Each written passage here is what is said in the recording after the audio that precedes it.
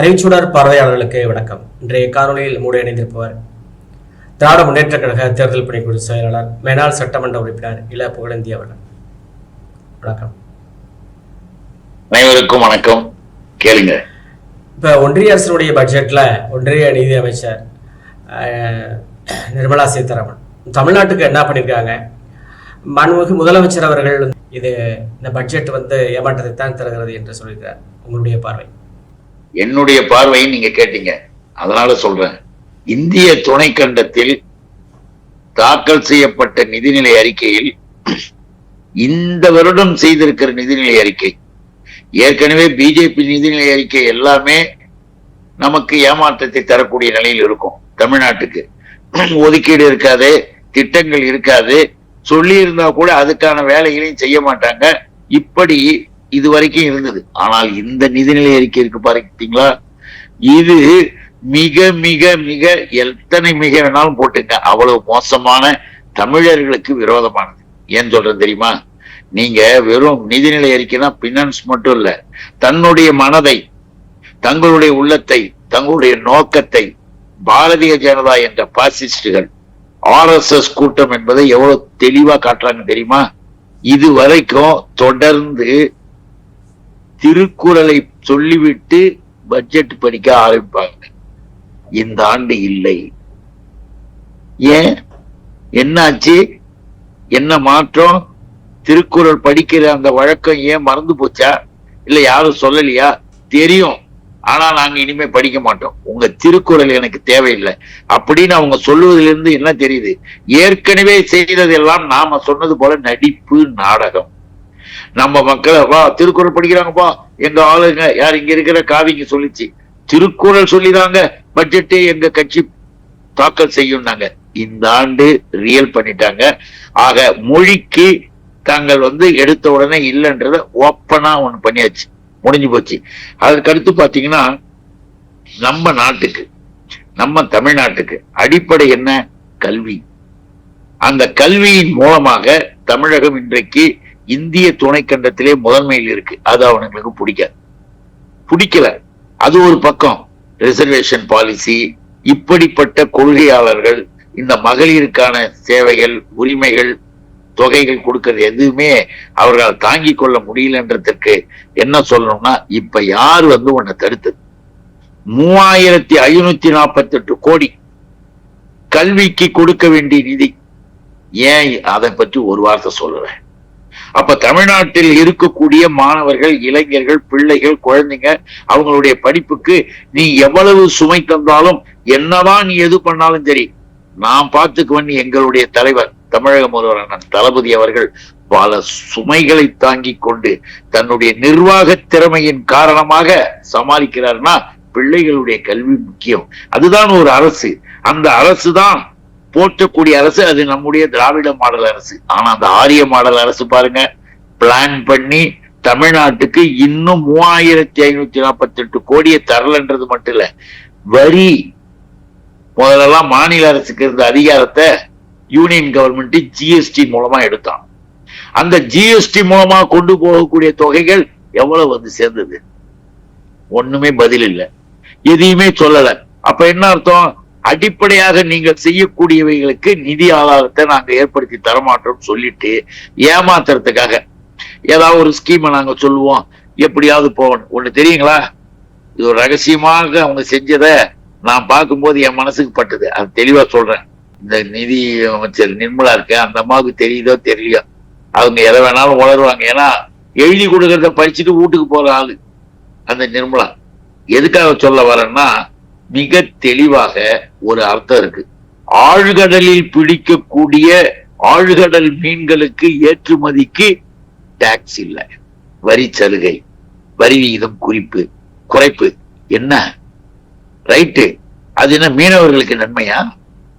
மீனவ பொறுமுடி மக்கள் உழைச்சு தங்களுடைய வாழ்க்கை முழுக்கும் போர்க்களத்துல இருக்கிறவங்க, அவங்களுக்கு அதுல ஏதாவது இருக்கா? வெளியில பாத்தியா ஆகா மீன்களுக்கு இப்படி இந்த பூச்சாண்டி இந்த மாதிரி வேஷம் போடுற ஆட்களுக்காக சொல்றேன்.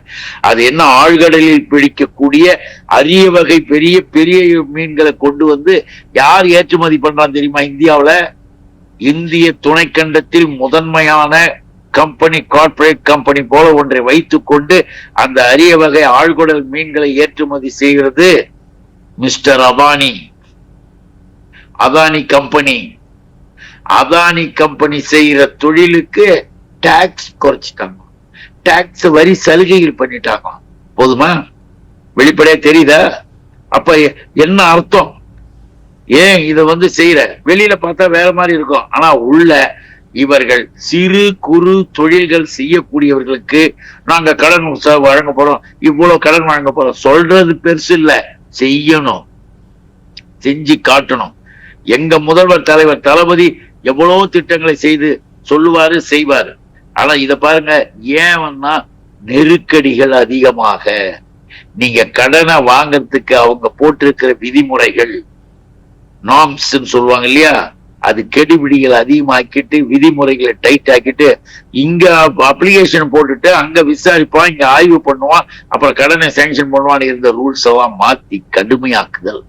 அது எங்கேயோ கண்ணுக்கு தெரியாத இடத்துக்கு பேப்பர் போகும். நீ அப்புறம் அங்கேருந்து அவன் பர்மிஷன் கொடுத்தாதான் இவன் கொடுப்பானா. இப்படி எல்லாம் சிறு குறு தொழிலுக்கும் கடுமையான விதிமுறைகளை உருவாக்கி இந்த பட்ஜெட்ல அறிவித்திருக்கிறார்கள். அதுக்காகத்தான் நம்ம சொல்றோம், நம்ம முதல்வர் கூட சொன்னாங்க, தேர்தல் வருது, சட்டமன்ற தேர்தல், அதனால தேர்தலுக்காகவாவது ஏதாவது தமிழ்நாட்டுக்கு திட்டத்துல தருவேன்னு பார்த்தா எங்களுக்கு அது கூட கிடையாது. தேர்தலை கூட நாங்க நினைக்கல, ஏன்னா நாங்க எதை கொடுத்தாலும் எங்களை எவனும் ஒத்துக்க மாட்டான் அப்படின்னு நினைச்சாங்களோ என்னவோ. தமிழ்நாட்டில் தமிழர்கள் எங்களை ஏற்றுக்கொள்ள மாட்டார்கள் என்று முடிவெடுத்தார்கள் என்னவோ தெரியாது. அதனாலதான் நம்ம தலைவர் மட்டுமல்ல, நம்முடைய முதல்வரோடு சேர்ந்து மற்ற முதல்வர்கள் கேட்டாங்க, சார் 50% டாக்ஸ் சம்பந்தமா யூனியன் கவர்மெண்ட் ஸ்டேட் கவர்மெண்ட்டுகளுக்கு கொடுக்கக்கூடிய விகிதாச்சார பிரிவுகளை அந்த சதவீதம் 50% ஆக்கணும். 41% இருந்தது. 41% 50 கேட்கிறாரு. ஆனா அவங்க என்ன பண்றாங்க, திரும்பவும் 41% தான்.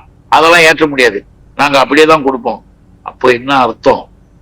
இங்கே மாநிலங்களின் உயர்வுக்காக மாநிலங்கள் செய்யக்கூடிய நிலைப்பாடுகளுக்கு எந்த விதத்திலும் பலன் இல்லாமல் இவங்களுடைய கோரிக்கைகளை கூட தூக்கி எறிந்து விட்டார்கள். அதுக்காக தான் சொல்றோம், நிதியிலிருந்து இது எல்லாத்தையும் பண்ணிட்டு நான் இன்னொன்னு உங்களுக்கு சொல்ல விருப்பப்படுறேன். என்னன்னு கேட்டீங்கன்னா, நான் சொன்னேன்ல, தலைவர் கூட முதல்வரும் சொல்லியிருக்காங்க, இன்னும் நம்முடைய எதிர்கட்சி தலைவர்கள் சொல்லியிருக்காங்க, நாடாளுமன்ற குழு தலைவர் தங்கை கனிமொழியும் சொல்லியிருக்காங்க, என்னுடைய நண்பர் சகோதரர் திருச்சி சிவாவும் இன்னும் உள்ள மற்றவங்களும் எல்லாமே தெளிவாக இதை பத்தி என்னுடைய அன்பு இளவல் தங்கம் தென்னரசுலாம் கூட அழகா விளக்கமா டீட்டெயிலா கொடுத்துருக்குறாங்க.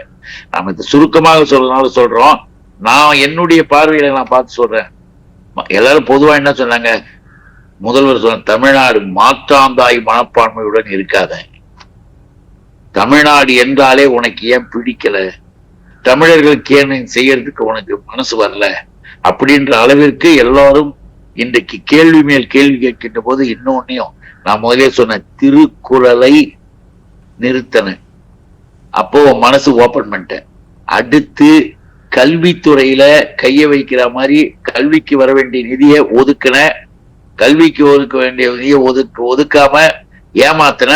அப்ப 2வது முறை மனசு, குறளாச்சா தமிழ், கல்வியாச்சா தமிழரின் உயர்வு எதிர்காலம்.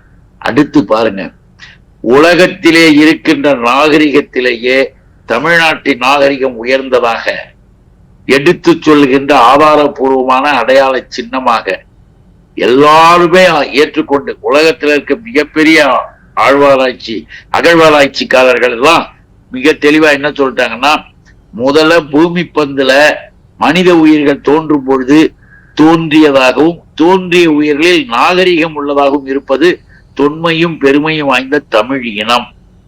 இந்த தமிழ் இனம், அதன் மொழி, அதனுடைய வரலாறுலாம் ஆய்வு பண்ண அவ்வளவு சிறப்பா இருக்குன்னு எதை ஆதாரமா சொன்னாங்க, கீழடி.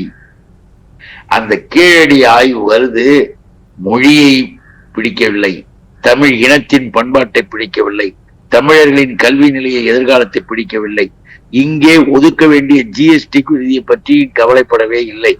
எல்லா விதத்திலுமே ஏமாற்றத்தை தந்திருக்கின்ற இந்த நிதிநிலை அறிக்கை என்பது மிகப்பெரிய கொடூரமான ஒன்று என்பது மட்டுமல்ல, மருத்துவத்துறையாக இருந்தாலும் சரி, மற்றைய துறைகளிலும் கூட அவர்கள் எல்லா வகையிலேயுமே தமிழ்நாட்டிற்கு ஆதாரத்தை அழிப்பதற்கும் உண்மையான நிலைப்பாட்டு மக்களுடைய வாழ்வாதாரத்தை வளர்த்துவதற்கும் அழிப்பதற்கு துணை போறாங்க. வாழ்வாதாரத்தை அழிப்பதற்கு முன்னால வந்து நின்றுகிட்டு இருக்கிறாங்க.